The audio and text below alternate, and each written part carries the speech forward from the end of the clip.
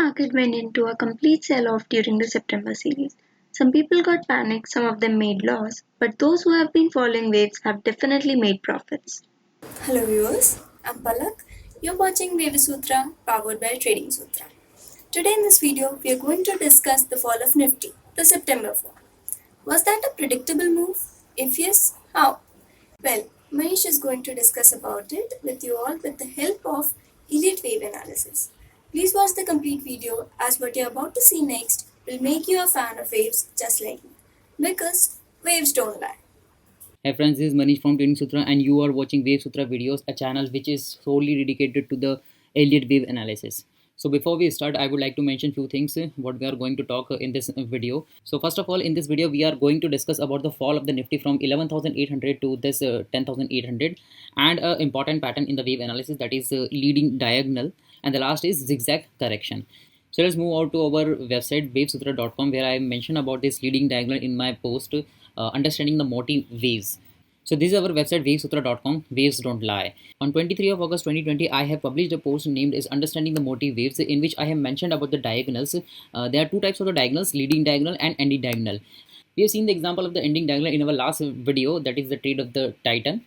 And in this video, we will discuss about the leading diagonal. So let's move on the chart of the Nifty. So this is the leading diagonal. A leading diagonal is a special kind of the motive wave in which we have 5-wave structure and is the only pattern in which the 4th wave entered into the territory of the wave 1. After making highs of 11,800, Nifty has given an impulsive fall up to this region and bounced back to this level, that is 11,580s, and later on formed this structure. So we can see that this is forming in a leading diagonal, having a wave 1, wave 2, wave 3, wave 4, wave 5. Wave 4 is entering into the territory of the wave 1.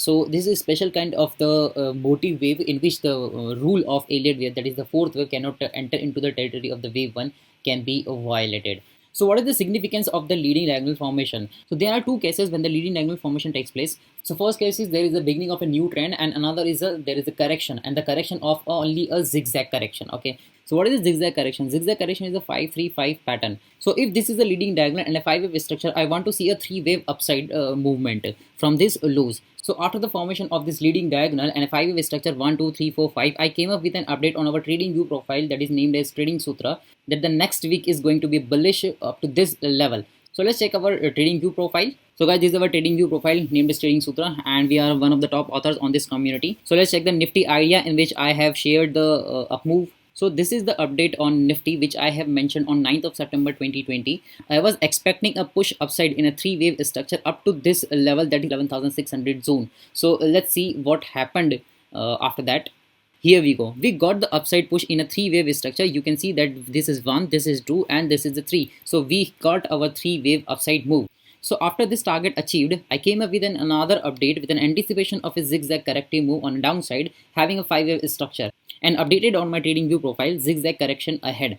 So this was the update on 17th of September, which I have mentioned on my trading view profile, that is zigzag correction ahead. So let's see what happened after that.